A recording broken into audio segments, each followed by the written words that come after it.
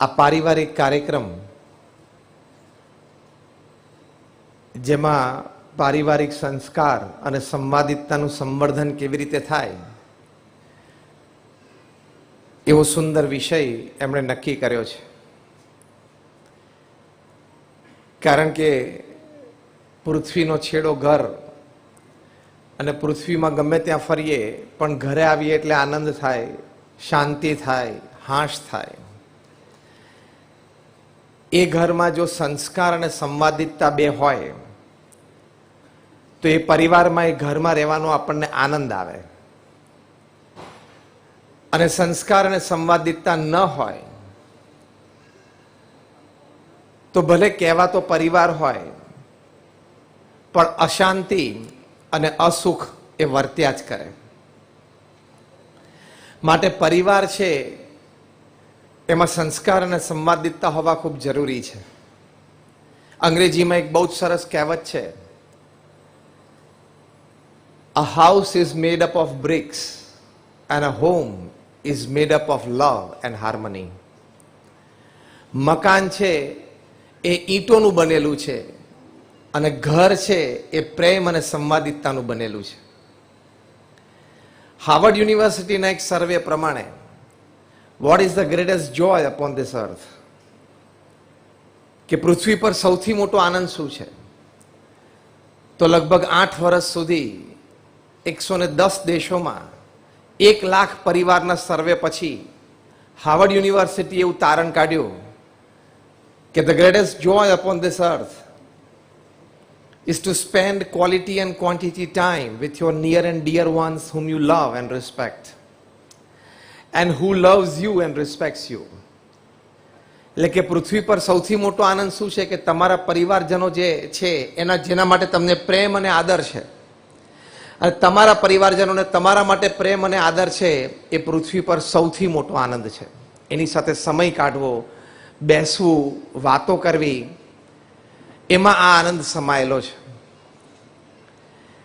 એટલે આવા સંશોધનોથી, આવા સર્વેથી, આવા મહાપુરુષોના વિચારોથી આપણને એક વાતની પ્રતીતિ આવે છે કે જે પરિવારોમાં સંસ્કાર અને સંવાદિતતા હશે, વર્ચ્યુઝ એન્ડ હાર્મની,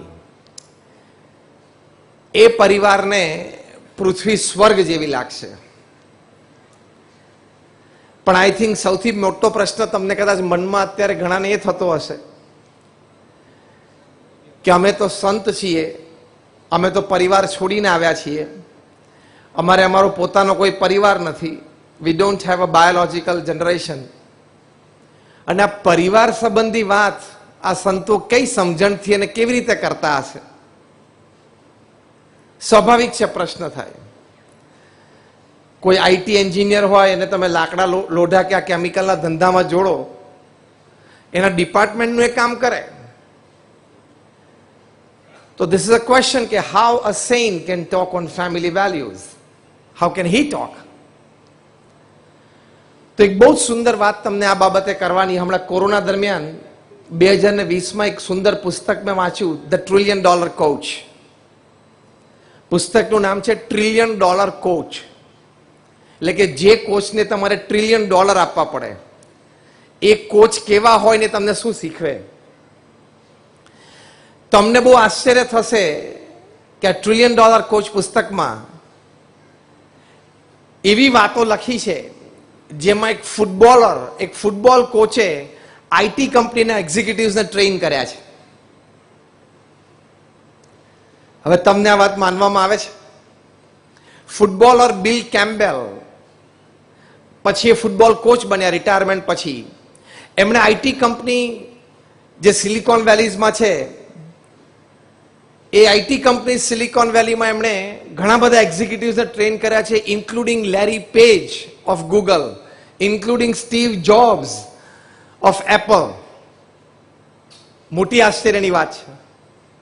આ પુસ્તકમાં ગૂગલના વંશ સીઈઓ અને એક્ઝિક્યુટિવ ચેરમેન એરિક સ્મિથ્સ એ પોતાનો અનુભવ બિલ કેમ્પબેલ સાથેનો લખે છે.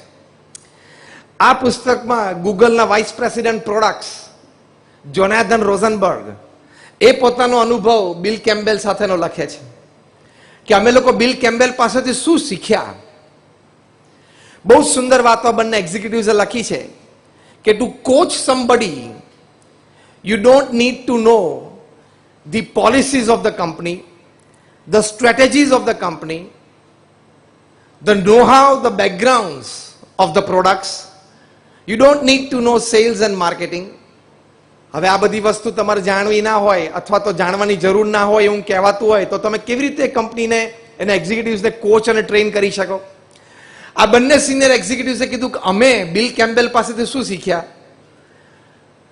તો અમે શીખ્યા કે જીવનમાં, પરિવારમાં, કંપનીમાં કોઈ પણ ઠેકાણે પ્રગતિ માટે તમારી પ્રોડક્ટ તો ગમે તે હોય, તમારું સેલ્સ અને માર્કેટિંગ જે લેવલ ઉપર હોય, R&D તમારું જે લેવલ ઉપર થતું હોય, what is most important is your dynamics among the people in the team.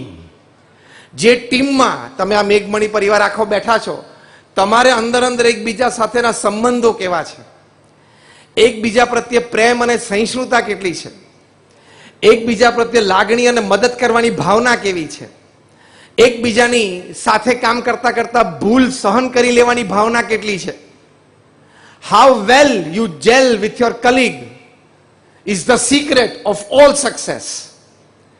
કેટલી સારી રીતે તમે તમારા સહકર્મચારીઓ સાથે હળીમળી શકો છો એ તમારી સિદ્ધિનું રહસ્ય બની જાય. હવે ક્યાં બિલ કેમ્પબેલ ફૂટબોલર અને ક્યાં બધા આઈટી એક્ઝિક્યુટિવ્સ, પણ કે અમને મને આ શીખવાડ્યું, dynamics among team members, individual goals of team members, team goals of the working team. આ સેટ થાય ને પછી R&D, sales, marketing, admin, HR બધુંની જાતે સેટ થાય. બીજું દ્રષ્ટાંત તમને આપું. ઓલિમ્પિક્સમાં જેટલા ગોલ્ડ મેડલ વિનર્સ છે ને એમાંથી 70 થી 80% કોચિસ ક્યારેય ઓલિમ્પિક રમ્યા જ નથી. એટલે ખબર પડી કે અમે સંતો કેમ તમને ગાઈડ કરી શકીએ. એ લોકો ઓલિમ્પિક ના રમ્યા હોય તો પણ એના શિષ્યને ઓલિમ્પિકના ગોલ્ડ મેડલ સુધી પહોંચાડી શકે છે.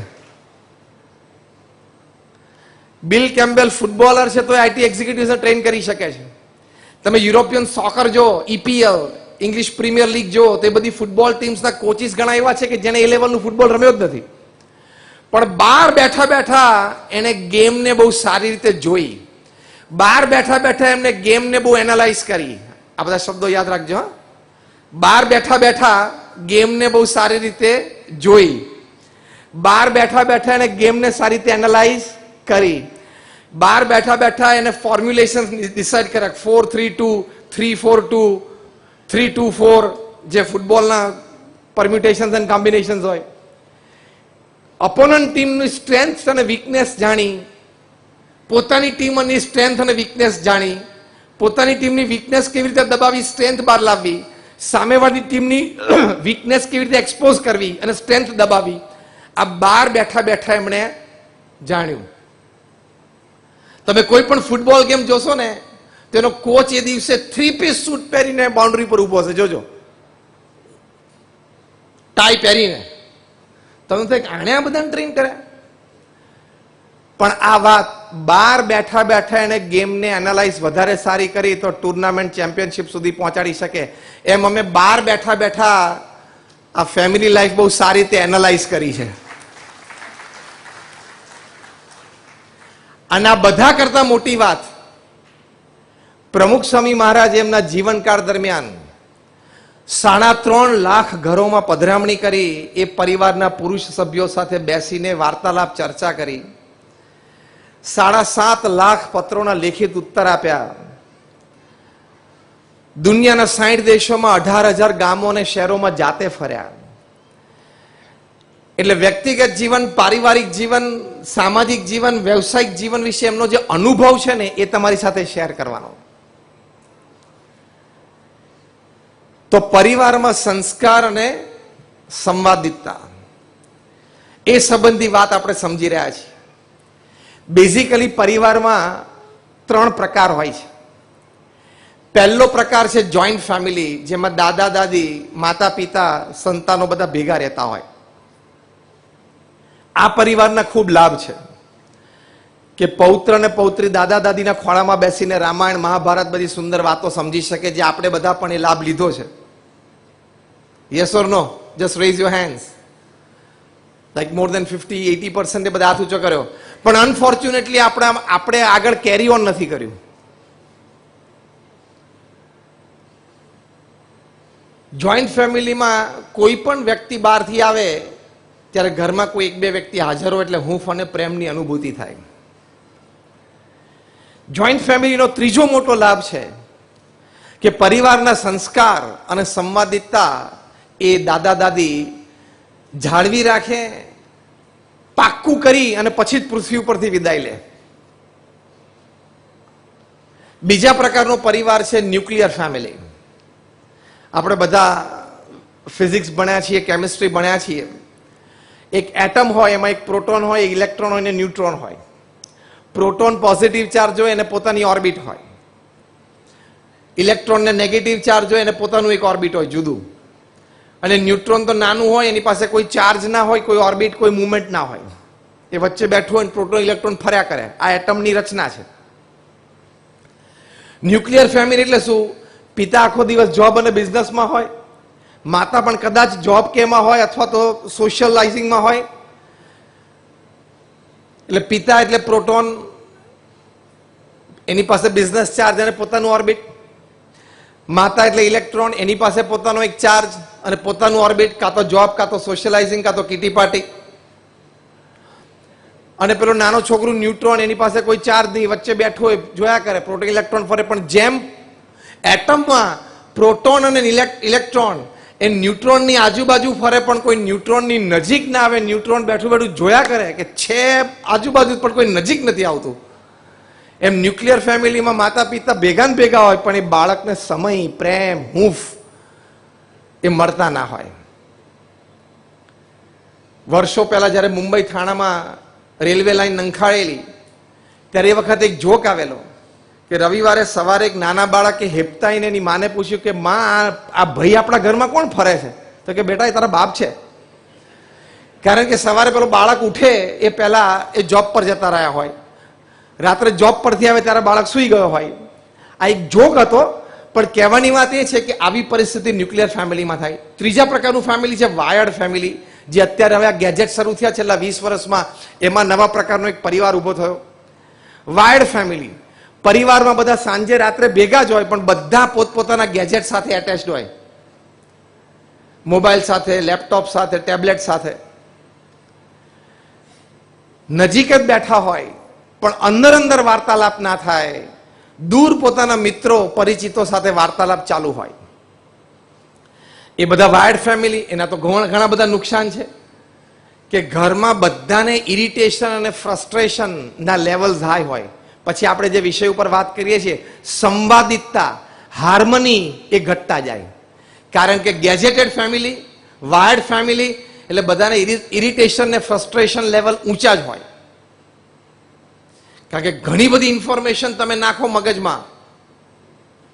What is sugar to a diabetic patient is loads of information to a human mind. Diabetic પેશન્ટને તમે ખાંડ આપો, એક ગ્લાસ શેરડીનો રસ પીવડાવી દો, તો એને જે અસર થાય ને, આટલી બધી ઇન્ફોર્મેશન તમે અંદર નાખો એટલે અસર થાય. એટલે પછી ઇરિટેશન, ફ્રસ્ટ્રેશન વધે, પછી સંવાદિતતા રહે નહીં. ગેજેટેડ ફેમિલીમાં એમાં મોબાઈલમાં અનેક પ્રકારનું જોવે એટલે પછી સંસ્કાર રહે નહીં. એટલે આ 3 પ્રકારના પરિવાર છે: જોઈન્ટ ફેમિલી, ન્યુક્લિયર ફેમિલી અને વાયર્ડ ફેમિલી. આપણે પ્રયત્ન કરવો કે આપણે જોઈન્ટ ફેમિલીમાં રહી શકીએ. કદાચ સ્પેસ કન્સ્ટ્રેન્ટ હોય, ઘર નાનું હોય તો કદાચ આપણે જુદા રહીએ, પણ અઠવાડિયામાં 2 વખત માતા પિતા પાસે ઘરે જઈએ, અઠવાડિયે 10 દિવસ એક વખત માતા પિતા સાંજે 2-4 કલાક આવે, એ બધા કાર્યક્રમ ગોઠવવા તો સંસ્કાર અને સંવાદિતતા ટકે.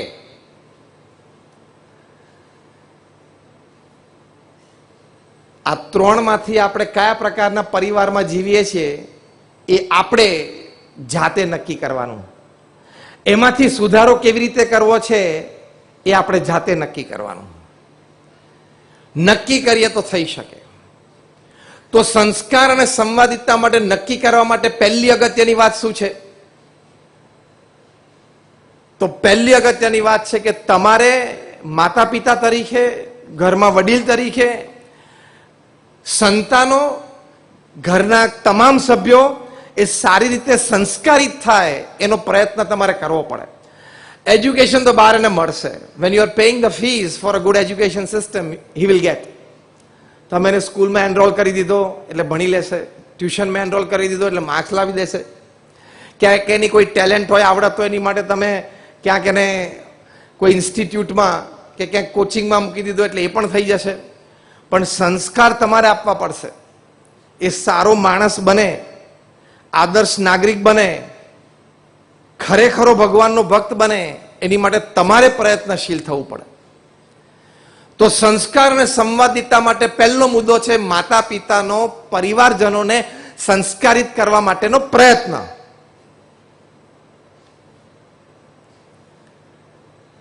એ પ્રયત્ન માટે તમારે સમય આપવો પડે, એનર્જી આપવી પડે, થોડું મનગમતું મૂકવું પડે, મોજ શોખ આગા પાછા કરવા પડે.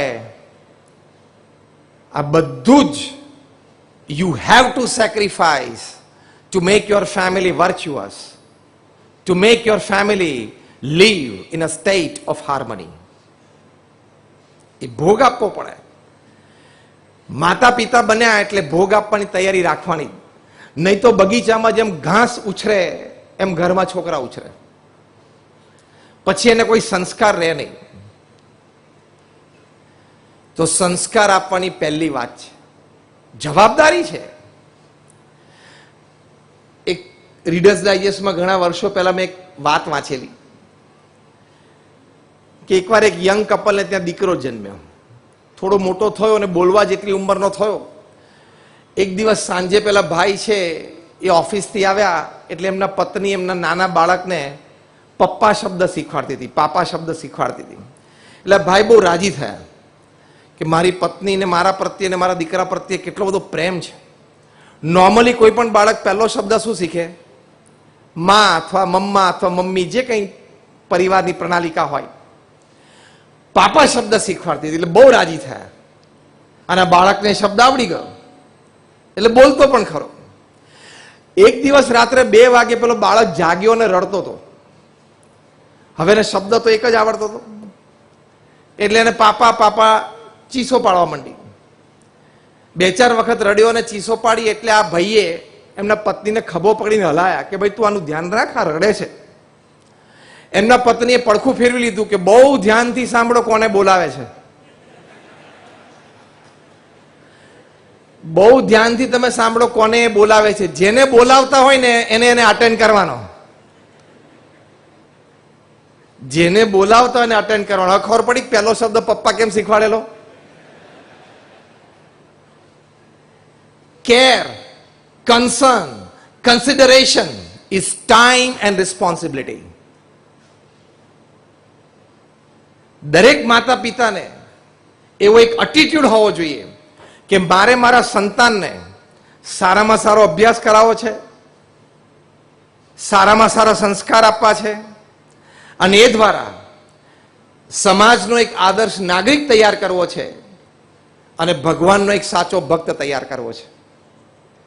આ એટીટ્યુડ જો તમારો હોય ને તો તમારી નાની નાની ક્રિયા પણ તમારા સંતાનો સાથે સંસ્કાર પ્રદાન કરનારી બનશે. આ એટીટ્યુડ હશે ને તો તમારું ખુદનું વર્તન એ પણ તમારા બાળકો માટે આદર્શ બની રહેશે અને સંસ્કાર અને સંવાદિતા પ્રદાન કરનારું બની રહેશે. You become conscious. આ એટીટ્યુડ હોય ને તો તમે કોન્શિયસ થાઓ, એટીટ્યુડ ના હોય તો કોન્શિયસ નહીં થાઓ. છોકરા જન્મ્યા એટલે ઉછરવાના જ છે, મોટા થવાના જ છે, પણ how did you raise them counts more. એ સંસ્કાર અને સંવાદિતા માટેની વાત છે. તો સંસ્કારમાં શું શું સંતાનોને શીખવાડવાનું? Again I repeat one line. શિક્ષણ માટે તમે તત્પર છો, પ્રયત્નશીલ છો અને પૂર્ણ પુરુષાર્થ કરો છો, પણ સંસ્કાર આપવામાં ઘણી જગ્યાએ ખામી રહી જાય છે. અને સેક્યુલરિઝમ છે, એના અનેકવિધ અર્થો કર્યા છે. વળી ધર્મ સંબંધી શિક્ષણ આપવામાં ઘણી નાની મોટી વિજ્ઞ સંબંધી પ્રવૃત્તિઓ થાય, છતાં IIM અમદાવાદે નિર્ણય લીધો કે મેનેજમેન્ટ ઇન ગીતા એ IIM અમદાવાદમાં ઓફિશિયલ કોર્સ ચાલશે. ગુજરાત સરકારે નિર્ણય લીધો કે 6ઠ્ઠા ધોરણથી શ્રીમદ ભગવદ્ ગીતા ભણાવાશે. It is not a religious text, it is a way of life. Shrimad Bhagavad ગીતાને ધર્મ ગ્રંથ તરીકે નહીં, પણ જીવન જીવવાની શૈલી, વિચારધારાથી માંડીને અભિગમ, અભિગમથી માંડીને વર્તણૂક, અને વર્તણૂકથી માંડીને અન્યને સહાયરૂપ થવું, ત્યાં સુધીની બધી વાતો આ ગ્રંથમાંથી શીખવા મળશે. એ NEP 2020માં ઇન્ક્લુડ થયું. પણ મોટી જવાબદારી ઘરમાં પરિવારજનોની છે, વડીલોની છે. તો સંસ્કાર આપવામાં પહેલી મોટી એ વાત છે કે એના ચારિત્રનું નિર્માણ થાય. પ્રમુખ સ્વામી મહારાજ જન્મ શતાબ્દી મહોત્સવ અમે આ વર્ષે ઉજવી રહ્યા છીએ. અમદાવાદમાં SG હાઈવે ઉપર ભાડજ અને ઓંગળેજ ચોકડી વચ્ચે 750 એકર જગ્યા ઉપર 1 મહિનાનો ઉત્સવ થશે, ડિસેમ્બર 15 થી જાન્યુઆરી 13 સુધી. અત્યારે દુબઈમાં જે એક્સપોમાં ગ્લો ગાર્ડન્સ જેવા ભવ્ય ગ્લો ગાર્ડન્સ થશે, પ્રમુખ સ્વામી મહારાજ નું જીવન, કાર્ય, વિચારો, ભાવનાઓ, સેવાઓ ખૂબ સારી રીતે પ્રદર્શિત થશે. લગભગ 8 જેટલા ડોમ્સમાં બધા exhibitions, dioramas, place, light and sound show, live, family values છે, સ્ટ્રેસ મેનેજમેન્ટ છે, આઝાદી કા અમૃત મહોત્સવ, બધા એક્ઝિબિશન્સ થશે. લગભગ 18 જેટલી નાની મોટી કોન્ફરન્સીસ થશે, ડોક્ટર્સની, ચાર્ટર્ડ એકાઉન્ટન્ટ્સની, કંપની સેક્રેટરીઝની, GCCIની. બાલનગરી થશે, પ્રમુખ સ્વામી મહારાજના જીવન અને કાર્યો પર લાઇટ એન્ડ સાઉન્ડ શો થશે. કારણ કે એમને કાર્ય એવું કર્યું પૃથ્વી પર, એટલે એમનો જન્મ શતાબ્દી મહોત્સવ આટલું ભવ્યતાથી ઉજવવાનો છે. 20,000 સ્વયંસેવકો માટે આખી ટેન્ટ સિટી ઊભી થશે. કોઈ મહિના માટે, 1.5 મહિના માટે, 2 મહિના માટે, 3 મહિના માટે રોકાશે. એમના વિશાળ અનુભવ પરથી, શાસ્ત્ર કથિત અભિપ્રાય પ્રમાણે અને પોતાના શાણપણથી પ્રમુખ સ્વામી મહારાજ એક વાત સરસ કરતા, હું શબ્દશઃ નહીં અક્ષરશઃ એમને ટાંકું છું. પ્રમુખ સ્વામી મહારાજ બોલતા કે ચારિત્ર દ્રઢ કરવું અને ચારિત્રવાન સમાજ તૈયાર કરો, આ સંસ્કાર પ્રદાનમાં પ્રથમ પગથિયું. તમારા સંતાનો અને પરિવારજનોનું ચારિત્ર દ્રઢ થાય એની માટે તમારે પ્રયત્નશીલ રહેવાનું. આપણે નાનપણમાં એક સરસ કહેવત ભણ્યા છીએ. સંસ્કારમાં પહેલી વાત શું સમજીએ છીએ? Character. When wealth is lost, nothing is lost. When health is lost, something is lost. But when character is lost, everything is lost. કે ચારિત્રવાન તૈયાર કરો, નહીં તો અત્યારે સોશિયલ મીડિયાનો જમાનો, અન્ય સ્ક્રીન એક્સપોઝર્સ, એનાથી એની પણ બરબાદી નોતરશે અને પરિવારની પણ નોતરશે. હમણાં થોડા મહિના પહેલા મુંબઈમાં મલાડ વિસ્તારમાં એક 11 વર્ષના બાળકે, મુંબઈમાં મલાડમાં એક 11 વર્ષના બાળકે એના પડોશના ફ્લેટમાં રહેતી એક 9 વર્ષની છોકરીને કિડનેપ કરી અને એના પિતા પાસે રેન્સમ માંગ્યું 1 કરોડ રૂપિયાનું. હવે આ સંસ્કાર, આપણે વાત કરી છે સંસ્કાર અને સંવાદિતતાની. કારણ કે સ્ક્રીન એક્સપોઝર છે, સોશિયલ મીડિયા એક્સપોઝર છે.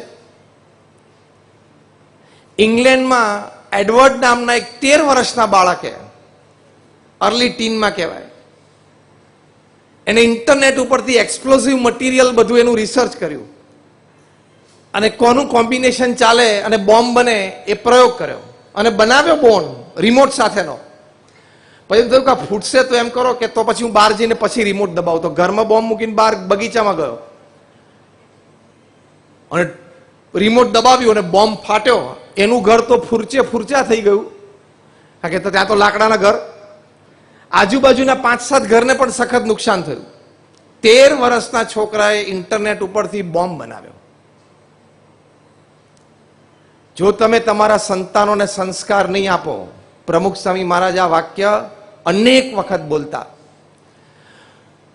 તો તમારે એક દિવસ એવો આવી શકે કે સંપત્તિ અને સંતતિ બે ખોવાનો વારો આવશે. એટલે સંસ્કાર પ્રદાન એ તમારી મુખ્ય જવાબદારી છે.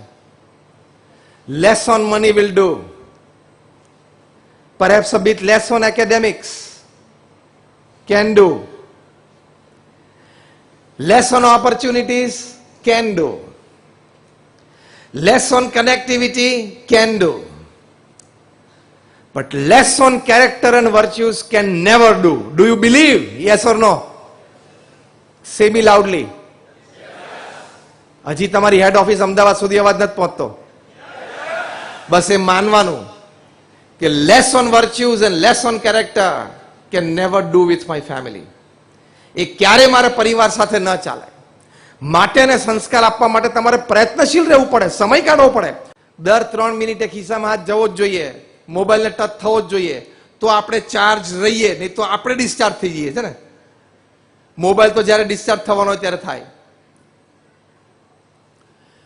કેવા ભયંકર ડિજિટલ ડિસીઝીસ થાય છે તમને ખબર છે? હમણાં દિલ્હીમાં રામ મનોહર લોહિયા હોસ્પિટલમાં 2 ભાઈઓ, એક 19 વર્ષનો, એક કંઈક 17 વર્ષનો, સગા ભાઈઓને ઘરેથી ત્યાં હોસ્પિટલ લઈ જવામાં આવ્યા.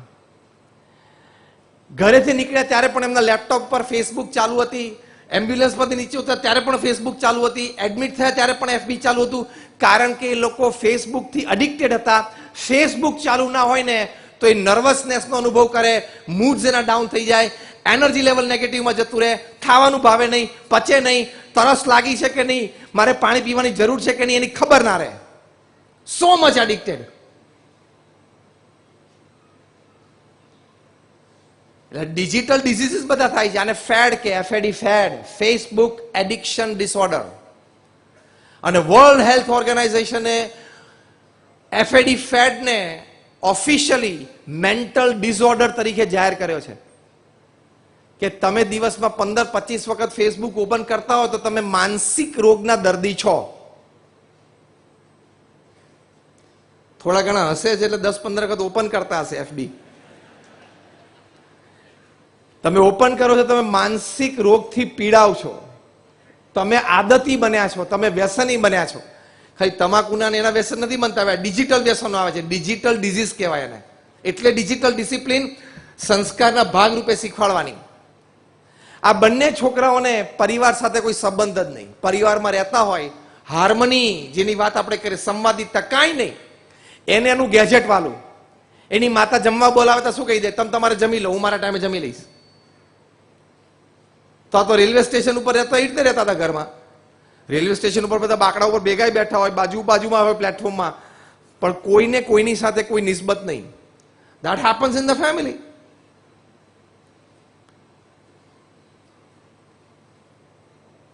FAD, Facebook addiction disorder. બીજો એક રોગથી ઘણા કિશોરો પીડાય છે, એને પણ હોસ્પિટલાઇઝ કરવા પડે છે. 13, 14, 15 વર્ષના દીકરા દીકરીઓને એ ડિઝીઝ છે ટેન્ઝાઇટી અને ટેક્સ્ટાફ્રેનિયા. ટેન્ઝાઇટી એટલે શું? Text plus anxiety. ટેક્સ્ટની ચિંતા કે અડધો કલાક થયો પણ કેમ કોઈ મને મેસેજ નથી કર્યો, એની ચિંતા. એમાં ટીનેજર્સ અને યંગસ્ટર્સને રાત્રે ઊંઘ નથી આવતી કે આજે આખા દિવસમાં મને પેલા મારા એક મિત્રે તો કંઈ સમાચાર જ ના આપ્યા, હાય ના કર્યું અને ગુડ મોર્નિંગ એ ના કર્યું. અને રાત્રે 11 વાગે મને અપેક્ષા હતી કે આખા દિવસમાં એનો કઈ મેસેજ નથી આવ્યો, ગુડ નાઇટ નહોતો આવશે તો એ ના આવ્યો. કેમ નહીં આવ્યો હોય, કેમ નહીં આવ્યો હોય, ઊંઘ ના આવે એને. એન્ઝાઇટી. ટેક્સ્ટાફ્રેનિયા નામના રોગથી પીડાય છે. આ બધાને સ્લીપિંગ પિલ્સ આપવી પડે છે. આ બધાને સાયકો ટ્રીટમેન્ટ આપવી પડે છે, ટીનેજર્સ અને યંગસ્ટર્સને. હવે આ સંસ્કાર કેટલા બગડ્યા, પછી આમાં ક્યાં સંવાદિતતા રહે? ટેક્સ્ટાફ્રેનિયા એટલે શું ખબર છે? મારો મોબાઈલ વાઇબ્રેટ થયો હોય એવું મને લાગે છે, હા કોકનો મેસેજ આવ્યો છે, એમ કહીને બહાર કાઢે ને, કઈ નથી, પાછું મૂકી દે. આને શું કહેવાય? ટેક્સ્ટાફ્રેનિયા. આ બે રોગથી પીડાય. પછી બીજો એક રોગ છે ડિજિટલ ડિઝીઝમાં, એ FOMO, FOMO, FOMO, fear of missing out. એટલે ફેસબુક ઉપર તમારા મિત્રો કોઈક પોતાના પિક્ચર અપલોડ કરે કે અમે તો ભેગા થઈ ગયા 4 જણા, બહુ મજા કરીને આઈસ્ક્રીમ ખાધો ને, તો આને તરત જોવે ને ફેસબુક ઉપર પોસ્ટ, એટલે તરત એને થાય કે મને કેમ નહીં બોલાયો હોય, મને કેમ જાણ નહીં કરી હોય, એ લોકોએ ભેગા થઈને કેટલો આનંદ કર્યો, કેટલી મજા આવી હશે, શું શું વાતો કરી હશે. એટલે બધાને ફોન કરવા માંડે કે તમે ભેગા થયા, કેવી રીતે થયા, કોણે બોલાયા હતા, સાહજિક ભેગા થઈ ગયા કે ઓર્ગેનાઇઝ હતું, ઓર્ગેનાઇઝ હતું મને કેમ ના બોલાયો, શું ખાધું, શું પીધું, શું વાતો થઈ, મારી કઈ વાત થઈ, પતી ગયું. એમાં 1.5 કલાક કાઢ નાખે. પછી ન ભણવામાં મન રહે, ન પરિવારમાં મન રહે, સંસ્કાર અને સંવાદિતા બે ધોવાઈ જાય. Fear of missing out. એની સામે અત્યારે યુરોપિયન અને અમેરિકન કન્ટ્રીઝમાં મુવમેન્ટ ચાલી છે, કારણ કે ફિયર ઓફ મિસિંગ આઉટમાં ટીનેજર્સ, યંગસ્ટર્સ અને એલ્ડર્સ બધાને હોસ્પિટલાઇઝ કરવા પડે છે, શોક લાગે છે. એની સામે શું મુવમેન્ટ શરૂ થઈ? FOMO, FOMO. એની સામે જોમો, JOMO, જોમો, Joy of missing out. કે તમે તમારા મિત્રો ભેગા થયા અને કદાચ તમને ભૂલી ગયા અને આનંદ કર્યો, તો તમારે ઘરે મમ્મી પપ્પા સાથે બેઠા ને ભાખરીને અથાણું ખાતા અને એનો ફોટો પોસ્ટ કરવાનો, મેં મજા કરી લીધી ઘરે. જોમો. આ પોઝિટિવિટી લાવવા માટે, નહીં તો આ ડિજિટલ ડિઝીઝીસ ના લીધે તમે ડિજિટલ ડિસિપ્લિન ના રાખી શકો પરિવારમાં, તો ડિજિટલ ડિપ્રેશન અત્યારે બહુ જ મોટો રોગ છે. રોજ તમને આશ્ચર્ય થશે, અતિ આશ્ચર્ય થશે, 1200 જેટલા તરુણોને, યુવાનોને ઓલ ઓવર વર્લ્ડ હોસ્પિટલાઇઝ કરવા પડે છે ડિજિટલ ડિઝીઝીસના લીધે. પરિવારમાં ક્યાં પછી સંસ્કાર અને સંવાદિતા રહે? તમારે બેસીને એને ડિસિપ્લિન શીખવાડવું પડે. તમારે બેસીને આ ગેજેટ સંબંધી વિવેક શીખવાડવો પડે. પ્રમુખ સ્વામી મહારાજને ન્યુયોર્ક એરપોર્ટ ઉપર એક પત્રકારે પ્રશ્ન પૂછેલો કે આ મોડર્ન ટેકનોલોજી, ઇન્ટરનેટ, કમ્પ્યુટર એ બધું આશીર્વાદ રૂપ છે કે શ્રાપ છે? Pramukh Swami Maharaj spontaneously, without a seconds delay, પોતાના શાંતપણામાંથી જવાબ આપેલો. પ્રમુખ સ્વામી મહારાજ બોલ્યા કે વિવેકથી વાપરે તો આશીર્વાદ, વિવેક ચૂકી જાય તો શ્રાપ. એ વિવેક તમારે શીખવાડવાનો ડિજિટલ વર્લ્ડ માટે એ સંસ્કાર પ્રદાનની પ્રવૃત્તિ છે. એ તમારા પરિવારમાં સંવાદિતા સાધશે. બાકી એને ગેજેટ વધારે વાલું છે જ. તમારી સાથે ટાઈમે જમવા નહીં બેસે, પરિવાર ભેગા બેઠો તો ત્યારે એ એની રૂમમાં જ બેઠો હશે.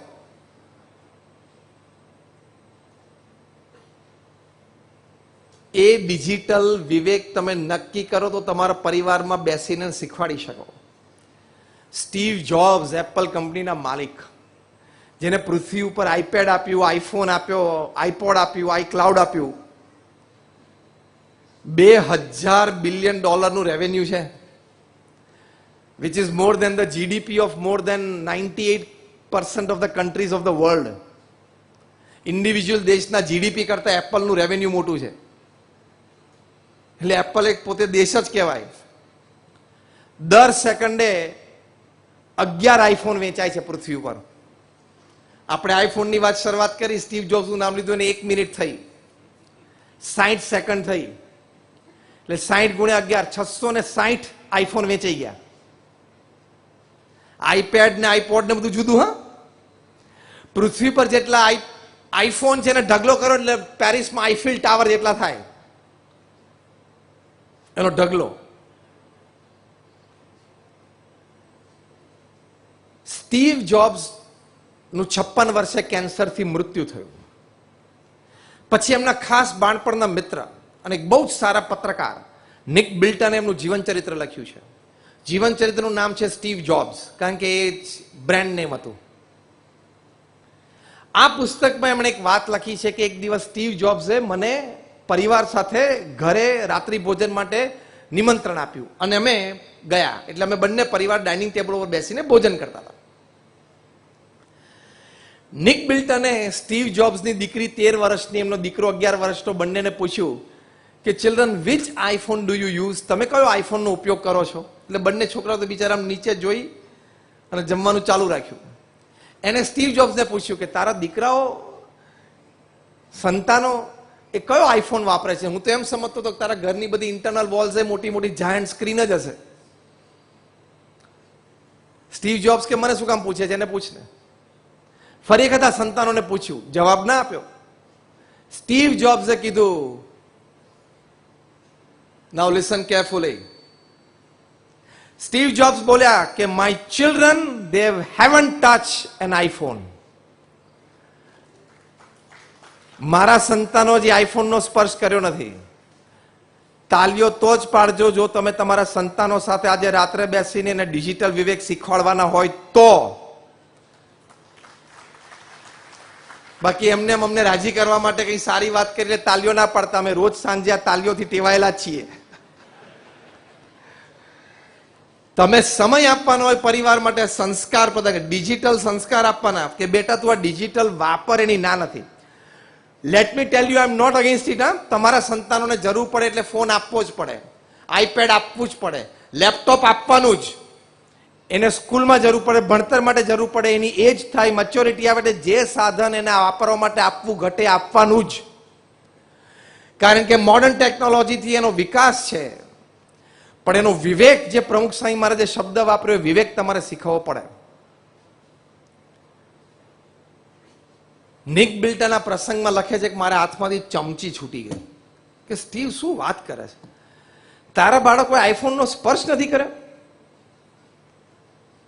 ત્યારે સ્ટીવ જોબ્સે કીધું કે મેં અને મારા પત્ની, હવે શાંતિથી સાંભળજો, મેં અને મારા પત્નીએ બહુ શાંતિથી અમારા બાળકોને બેસીને સમજાવ્યા.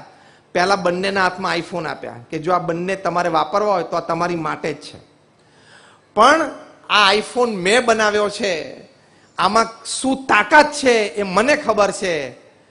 તમારા સંસ્કાર, આપણા પરિવારમાં સંવાદિતતા અને તમારું ભવિષ્ય એ બધું ધૂળધાણી કરી શકે એટલી આમાં ક્ષમતા છે.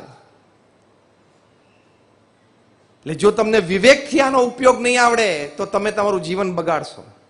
એના બદલે તમે મચ્યોર એજમાં આવો ત્યારે પ્રેમથી અમે તને આપશું. ત્યાં સુધી તમે એક સિમ્પલ સાદો ફોન વાપરો. સ્કૂલે જાઓ, ટ્યુશન પર હોવ, સ્પોર્ટ્સ રમવા ગયો, ફેમિલી સાથે કોમ્યુનિકેટ કરવું હોય, વહેલું મોડું થયું હોય, મેસેજ આપવો હોય ઘરે. તમે સમજણની ઉંમરમાં આવશો એટલે તમને આઈફોન આપશું. નથી આપવો એવું નથી, પણ અત્યારે તમારી ઉંમર એવી પાકટ નથી. આવો વિવેક પ્રેમથી સ્ટીવ જોબ્સ ને એમના પત્નીએ ઘણા દિવસો સુધી રોજ શાંતિથી એમના સંતાનોને સમજાવ્યું. એટલે બે જણા સાદો ફોન વાપરતા હતા.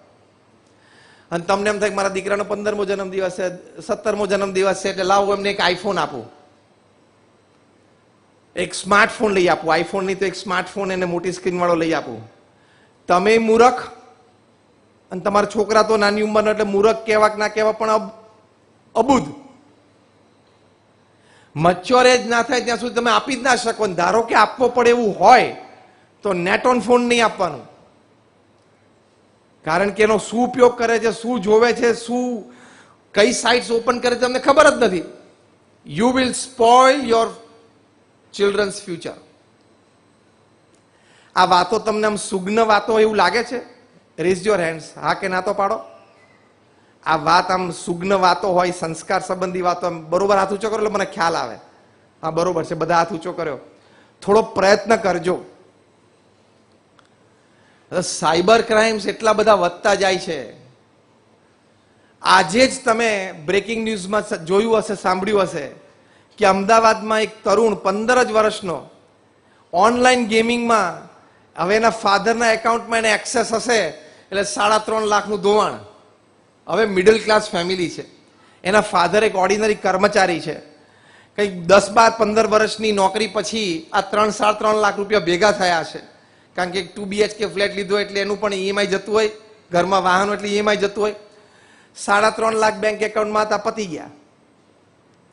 થોડા દિવસ પહેલા તમે સાંભળ્યું હશે કે એક યુવાન ઓનલાઈન ગેમિંગમાં કંઈક 20-22 લાખ રૂપિયા હારી ગયો અને પછી એને સુસાઇડ કર્યો. એ યુવાન પરણેલ અને એના ઘરે એક 4 મહિનાની કે 14 મહિનાની નાની દીકરી, એ મૂકીને એને આત્મહત્યા કરી. બધા સંસ્કારનું ધોવાણ, સંવાદિતતાનું ધોવાણ. This is a dangerous monster. Steve જોબ્સના પરિવારમાંથી શીખ લઈને નિક બિલ્ટને પોતાના પરિવારમાં આ વાત એપ્લાય કરી. એમના સંતાનો પણ માની ગયા અને સ્માર્ટફોન પાછો આપી દીધો. એમાંથી પ્રેરણા લઈને વાયર્ડ કંપની, જે દુનિયાનું સૌથી મોટું ટેકનિકલ મેગેઝિન છે, એના બહુ એક સિનિયર એડિટર, એમણે પણ પ્રેરણા લીધી અને પોતાના 5 સંતાનો સાથે, એમાં 3 તો અપર ટીનમાં હતા, એની સાથે બેસીને વાર્તાલાપ કર્યો. એ લોકોએ બધાએ પણ પોતાના સ્માર્ટફોન માતા પિતાને પાછા આપી દીધા. આ બધી વાતો લખી છે. પણ તમે છાપા વાંચવામાં પેજ 3 માંથી ઊંચા હો તો આવી કંઈક સારી વાતો વાંચો ને. સવારના પોરમાં ઉઠીને પેજ 3 ખોલે આમ કે કોનું ભેગું થયું, કોનું છૂટું પડ્યું. તો તારે શું છે ભરૂચમાં બેઠા બેઠા પેજ 3 ઉપર બધી બોલિવૂડની વાતો આવતી હોય. કે હું તમને પેજ 3 ની બધી વાતો અત્યાર સુધીમાં જે છપાણી છે ને આગળ જે છપાશે એ તમને એક વાક્યમાં કહી દો. એટલે શું, તમારે સવારના પોરમાં ઉઠીને ટાઈમ ના બગાડવો. પેજ 3 ઉપર એટલી જ વાતો હોય કે આ 2 જણા આજે ભેગા થયા અને રિલેશનશિપ શરૂ થયું. અને નીચે બીજી વાત કઈ હોય કે જે ગઈકાલે એટલે પછી વર્ષ પહેલા કે 5 વર્ષ પહેલા જે ભેગા થયા હતા એ આજે છૂટા પડ્યા. આ 2 થી ત્રીજી વાત હોય પેજ 3 ઉપર, તો મને બતાવો. Why are you wasting your time? Why are you wasting your energy? એના બદલે આવો સમય આપો ને, તો તમે તમારા પરિવારજનોને સંસ્કારિત કરી શકશો. બીજી એક વાત છે પરિવારમાં સંસ્કાર અને સંવાદિતતા માટે, જે અમારા વડીલ સંત પરમ પૂજ્ય ડોક્ટર સ્વામી ખૂબ વાતો કરતા અને કરે છે, કે પતિ પત્ની તમારા બંને વચ્ચેની સમજણ, સેન્સ ઓફ અન્ડરસ્ટેન્ડિંગ, એ ખૂબ જરૂરી છે. કેટલા બધા ડિવોર્સિસ થાય છે તમને ખબર છે? દિલ્હીમાં રોજ 60 થી 70 ડિવોર્સ કેસીસ રજીસ્ટર થાય છે. મુંબઈમાં, બાંદ્રામાં, ફેમિલી કોર્ટમાં રોજ 70 થી 80 ડિવોર્સ કેસીસ રજીસ્ટર થાય છે. હૈદરાબાદ, સિકંદરાબાદ, ટ્વિન સિટીમાં જોઈન્ટલી લઈએ તો રોજના 100 ડિવોર્સ કેસીસ રજીસ્ટર થાય છે. એટલે એટલું બધું તો શું વાંધો પડી જાય છે? હા, તો ડિવોર્સ થાય એની વાત કરી, બાકી ઓક્સિજન ઉપર તો બહુ ચાલતા હોય છે. આઈસીયુમાં હોય એવા કેસીસ તો બહુ છે.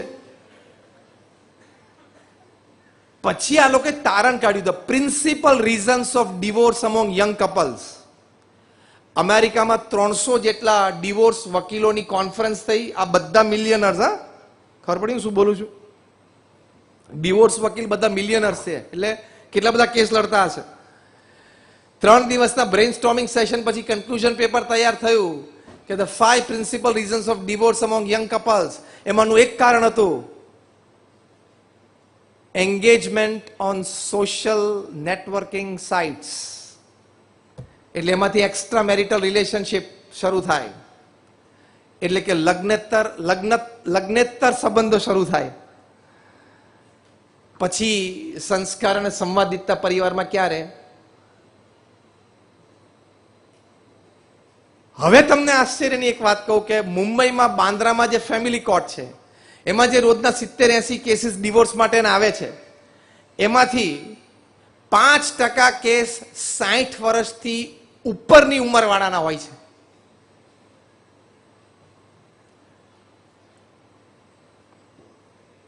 આશ્ચર્યની વાત છે કે નહીં? એમાં પણ એનાલિસિસ થયું કે 60 વર્ષથી ઉંમરની ઉપર હોય એમાં ડિવોર્સની જરૂર શું પડે છે? હવે આપણે તો સીધી સલાહ આપે ને, હવે 30-35 વર્ષ ખેંચી લીધું છે, 15-20 ખેંચી લે એટલે પતે.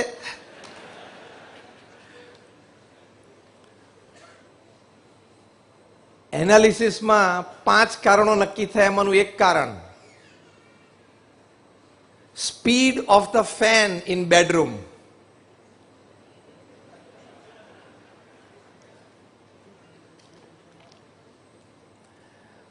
બેડરૂમમાં પંખાની સ્પીડ, કારણ કે 60 ની ઉંમરની ઉપર થાય ઉંમર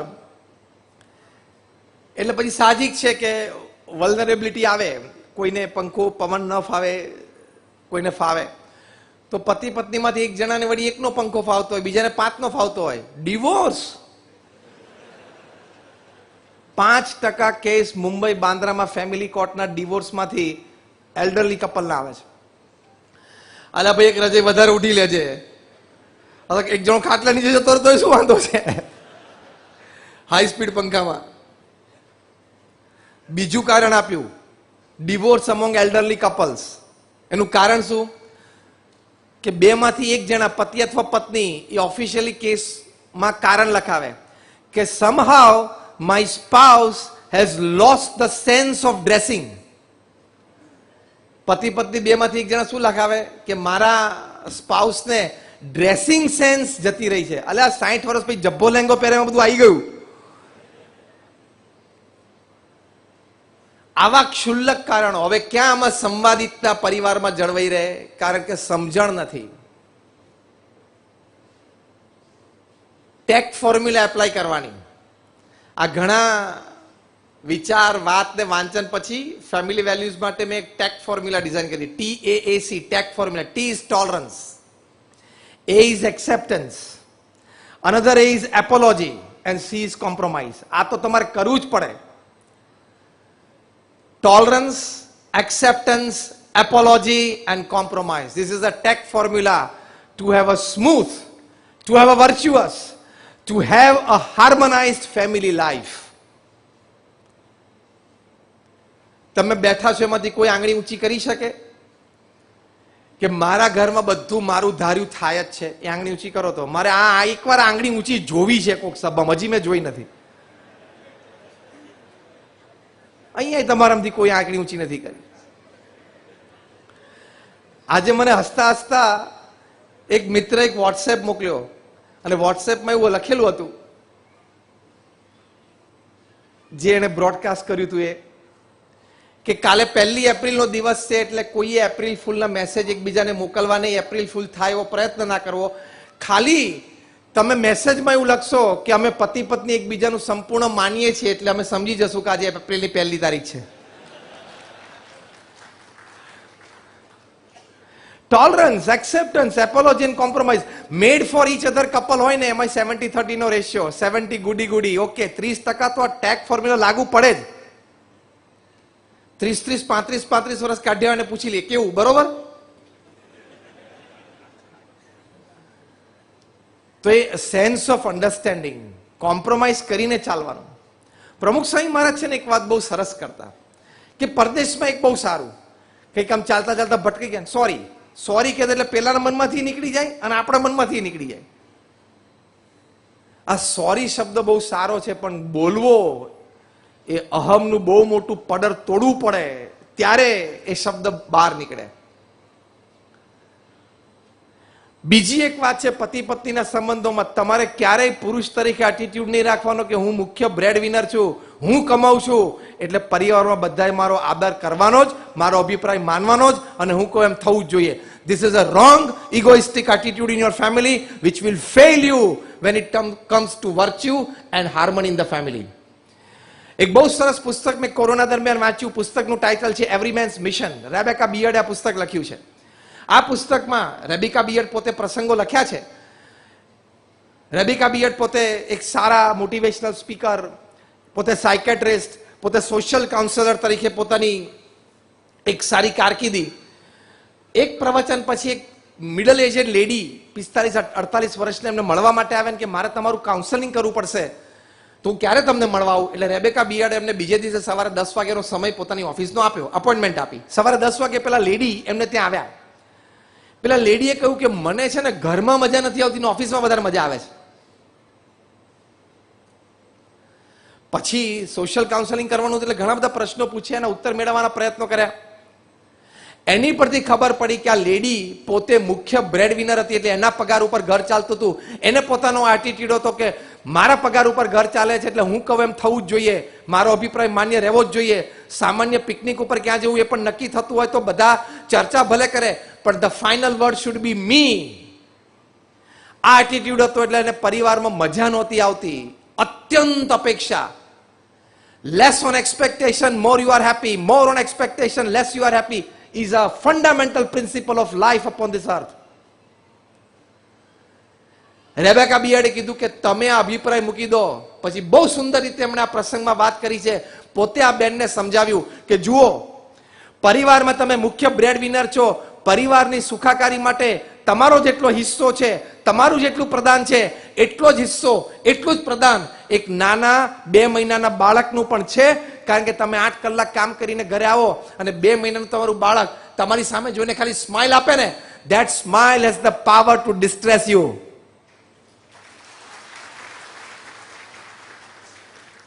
એનો પણ ઇક્વલી હિસ્સો છે. રેબેકા બીએડે લખ્યું છે કે મને આ વાત એમને સમજાવી એટલે એમને ક્લિયર થઈ. ઘરે એમનો એટીટ્યુડ બદલાયો. એટીટ્યુડ બદલાણો એટલે વર્તન બદલાણું. વર્તન બદલાણું એટલે સંવાદિતતાનો સેતુ સધાઈ ગયો, જે વાત આપણે સમજીએ છીએ.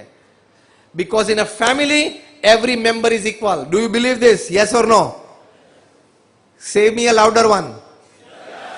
બધાએ દ્રઢપણે માનવાનું કે પારિવારિક સુખ અને શાંતિ માટે પરિવારના દરેક સભ્યોનો ઇક્વલ હિસ્સો છે.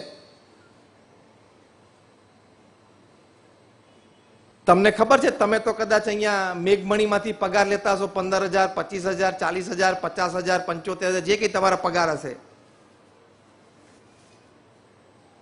salary.com નામની તમે વેબસાઇટ ખોલજો. હું તમને નામ આપું છું, salary.com. સેલરી એટલે પગાર. બોસ્ટનની આ એક રિસર્ચ એનાલિસિસ વિંગ છે. એ લોકોએ સંશોધન કર્યું કે જે સ્ત્રી ઘરમાં હાઉસવાઇફ તરીકે હોય, એટલે કે મોડર્ન શબ્દમાં એને કહેવાય ફૂલ ટાઈમ હાઉસ મેકર હોય, એને કદાચ પગાર આપવાનો થાય તો પગાર કેટલો મળે એનું એનાલિસિસ થયું. તમારા બધાની આંખો ખુલી જશે. તમારું જે ગર્વ છે ને, અભિમાન, કે મારા 40,000 ને મારા 60,000 ઉપર ઘર ચાલે છે. ફૂલ ટાઈમ હાઉસવાઇફ એટલે કે ફૂલ ટાઈમ હાઉસ મેકર, એને પગાર આપવાનો થાય માસિક, તો એને પગાર કેટલો, વાર્ષિક પગાર આપવાનો થાય તો એનો વાર્ષિક પગાર કેટલો. બહુ સરસ એનાલિસિસ કર્યું કે સ્ત્રીઓ કઈ કઈ જોબ કરે છે. નર્સની કરે છે, ટીચરની કરે છે, પ્રિન્સિપાલની કરે છે, હવે તો MNC ના CEO તરીકે પણ કરે છે. તો એ લોકો કેટલો ટાઈમ આપે છે, કેટલી એનર્જી આપે છે, કેટલા સ્પેક્ટ્રમ ઉપર કામ કરે છે, કેવા લોકો સાથે કામ કરે છે, કઈ રેન્જના લોકો સાથે કામ કરે છે, એ બધું એનાલિસિસ કર્યું.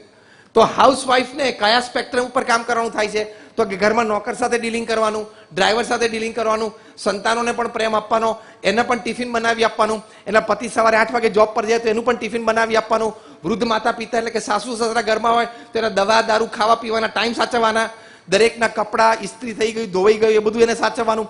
વેરાયટી ઓફ વર્ક છે. તમારે જોબ પર આટલી બધી વેરાયટી નથી. હા, બીજું વેરાયટી ઓફ પીપલ સાથે કામ કરવાનું છે. ક્લાસ 4 થી ક્લાસ 1 બધા સાથે કામ કરવાનું હોય છે હાઉસવાઇફને. તમારે બધા સાથે કામ નથી કરવાનું, ફૂલ રેન્જ સાથે.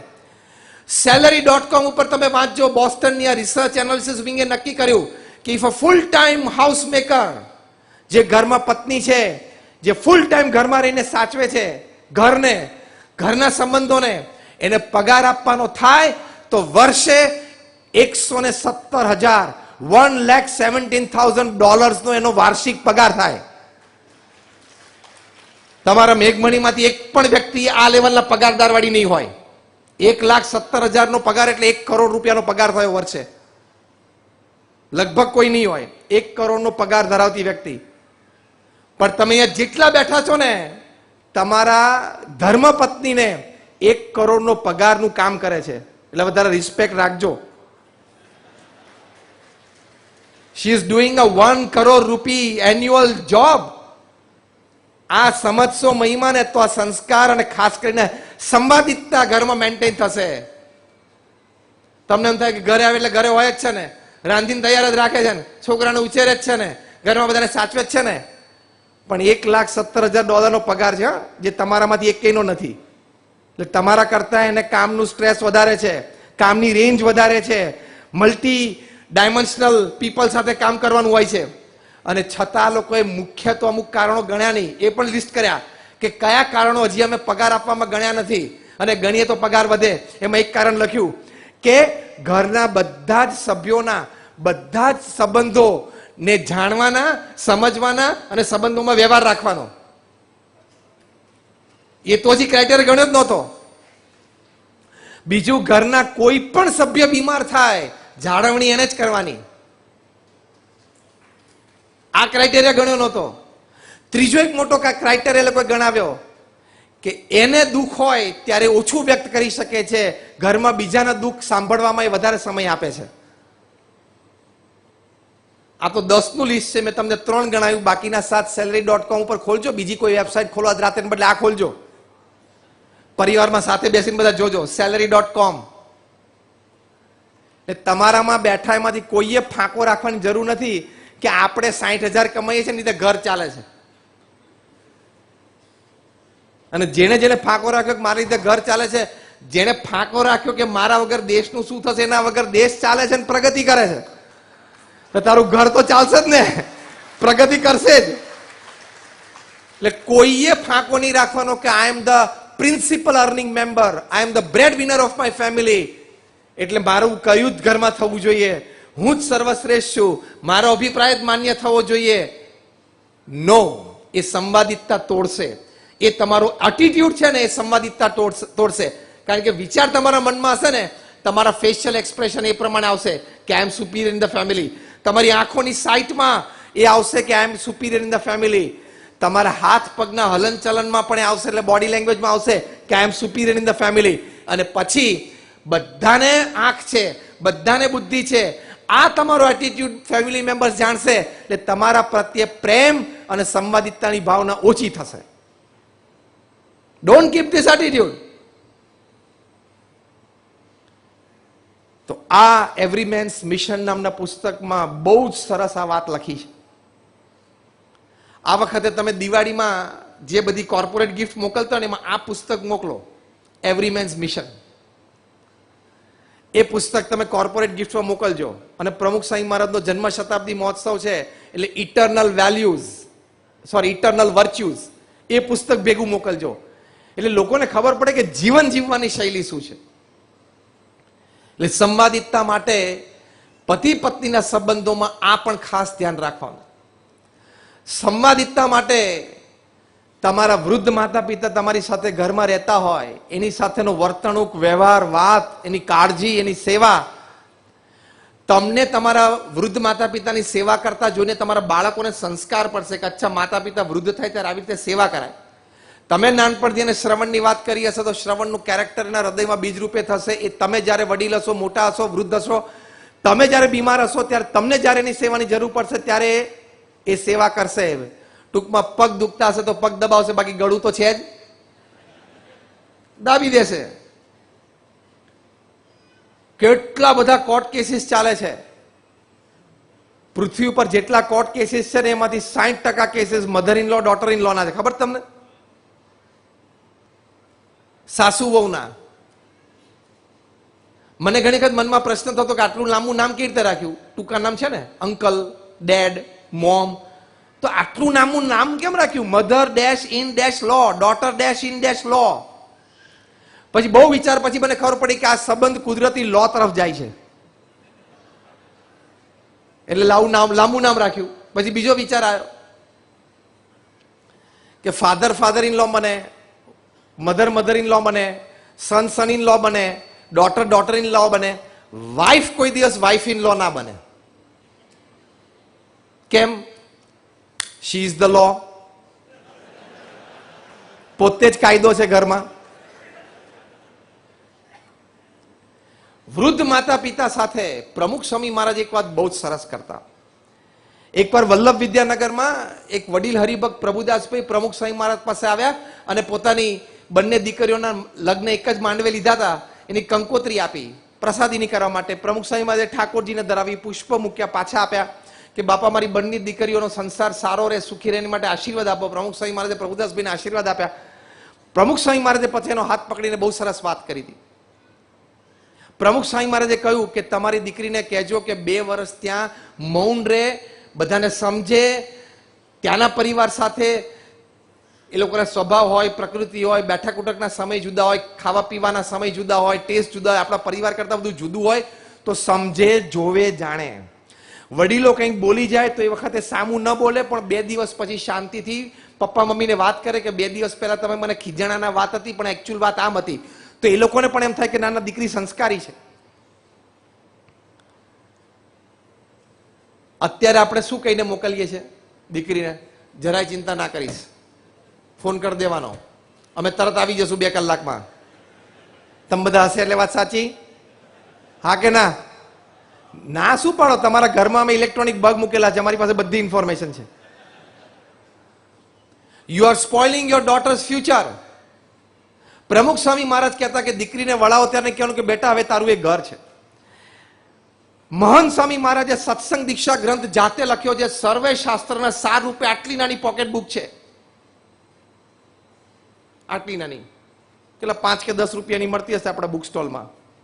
તમારા કેટલા મેમ્બર્સ છે નટુભાઈ ટોટલ? મેઘમણીમાં કેટલા ફેમિલીઝ એટેચ છે? 7000. બધાના એક 5-5 રૂપિયા વાળી બુક આપો તમે. સત્સંગ દીક્ષા ગ્રંથ મહંત સ્વામી મહારાજે પોતાના વિશાળ અનુભવ અને શાણપણ પરથી સર્વે શાસ્ત્રના સાર રૂપે લખ્યું છે. એમાં એક વાત એવી લખી છે, 315 શ્લોક, એનું ગુજરાતી ભાષાંતર પણ છે, કે દીકરીએ પોતાના સાસુ સસરાની સેવા મા બાપની જેમ કરવી અને સાસુ સસરાએ પોતાની વહુને પોતાની દીકરીની જેમ ઘરમાં રાખવી. બસ આ એક જ વાતમાં આપણા આખા પ્રવચનનો સાર આવી ગયો. સંસ્કાર અને સંવાદિતતા, વર્ચ્યુઝ એન્ડ હાર્મની, બધું આવી ગયું. તો મહંત સ્વામી મહારાજે આ વાત લખી છે. અગેન આઈ એમ રિપીટિંગ, દરેક વહુએ પોતાના સાસુ સસરાને માતા પિતાની જેમ જાણીને એની સેવા કરવી, એને આદર આપવો, અને દરેક સાસુ સસરાએ પોતાની વહુને પોતાની દીકરીની જેમ ઘરમાં સાચવી રાખવી. પતી ગયું. સંવાદિતતા બધી આવી ગઈ, કારણ કે બધું સળગ્યા છે ને ત્યાંથી જ સળગ્યા છે. એની માટે પ્રમુખ સ્વામી મહારાજ એક સરસ વાત કરતા, જે પ્રમુખ સ્વામી મહારાજનું હૃદય અમૃત.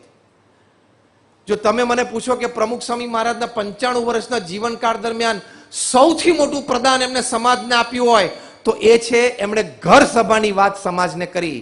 ઘર સભાની ટેવ લાખો પરિવારમાં કેળવાવી.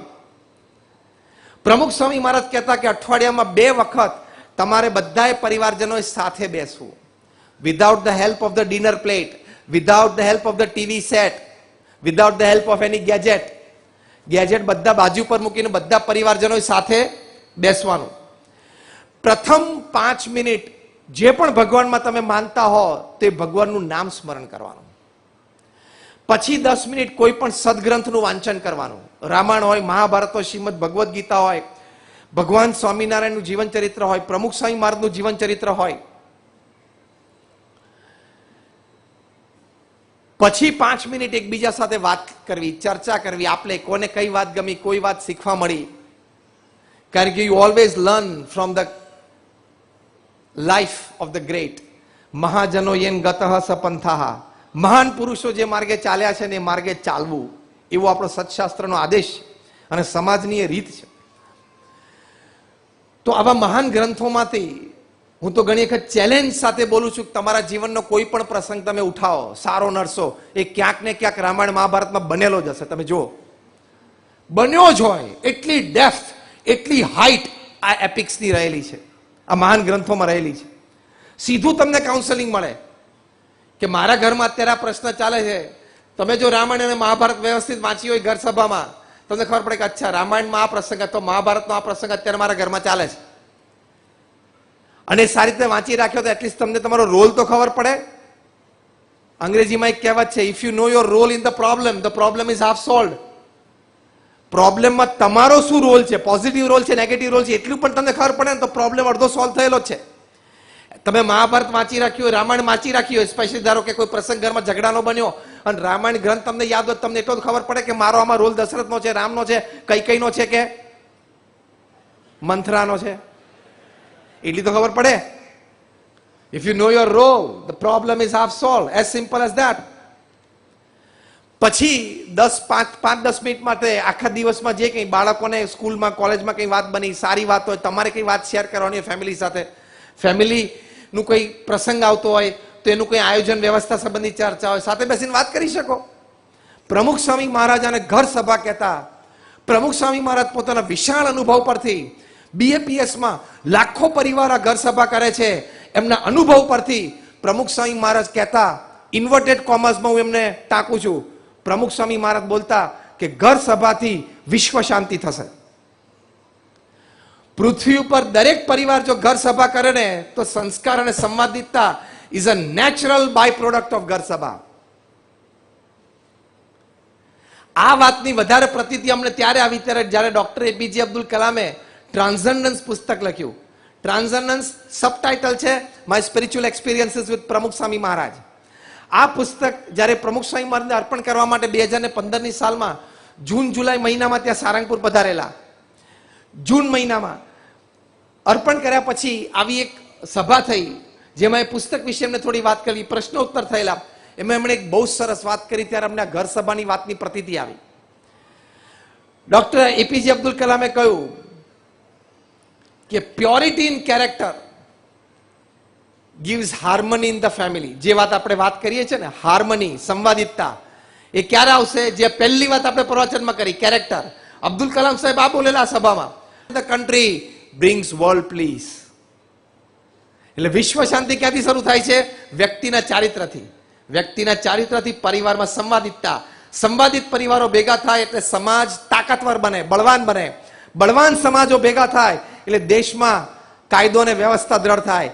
બધા દેશમાં કાયદો અને વ્યવસ્થા દ્રઢ થાય એટલે વિશ્વ શાંતિ પ્રસરે.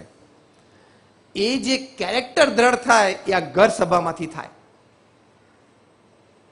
વિચાર વર્તન બંનેનું કેરેક્ટર. ઘર સભા નામનું પુસ્તક બીએપીએસ સંસ્થામાં પ્રકાશિત થયું છે. એમાં જે તે વ્યક્તિની અનુમતિ લઈને એમના નામ અને ગામ સાથે પ્રસંગો લખેલા છે. એક શૈલેષ નામનો યુવાન, એના લગ્ન થયા 6-8-10 મહિના થયા હશે. સામાન્ય લોઅર મિડલ ક્લાસ ફેમિલી. એને ઓવરટાઈમ કરવો પડે તો જ ઘર ચાલે.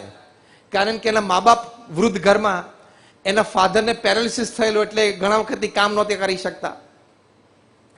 આ ઓવરટાઈમ કરે એટલે કોઈક વખત એને કારખાનામાં ઓવરટાઈમ મળે અને કોઈક વખત ન પણ મળે. કારણ કે સામાન્ય કારખાનામાં મિકેનિક તરીકે નોકરી કરતો હતો, આઈટીઆઈ થયેલો હતો. એટલે એને જીઆઈડીસીમાં રાજકોટમાં ઘણા બધા કારખાનામાં કહી રાખેલું કે સાંજે 6 વાગે મારી એ નોકરી પૂરી થાય છે, તમારે એના પછી કંઈ કામ હોય તો કલાક, 2 કલાક, 3 કલાક હું કામ કરવા આવીશ, આ મારો નંબર છે. કારણ કે એને તો ઓવરટાઈમની જરૂર જ હતી.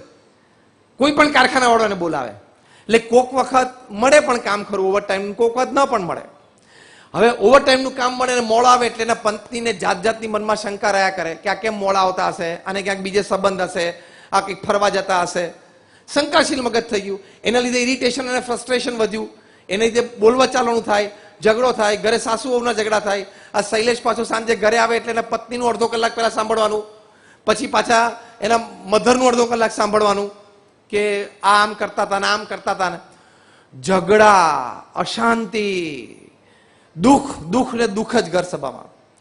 શૈલેષભાઈની સામે એક બીએપીએસ ના સત્સંગી પરિવાર રહેતા હતા. એને ત્યાં નિત્ય ઘર સભા થાય. પડોશમાં મિત્ર. એટલે શૈલેષભાઈ એકવાર દિલ ખોલીને એમને વાત કરી કે મારા ઘરમાં આ બધા પ્રશ્નો છે, મારી પત્ની સમજી નથી શકતી કે હું ઓવરટાઈમ કરું છું.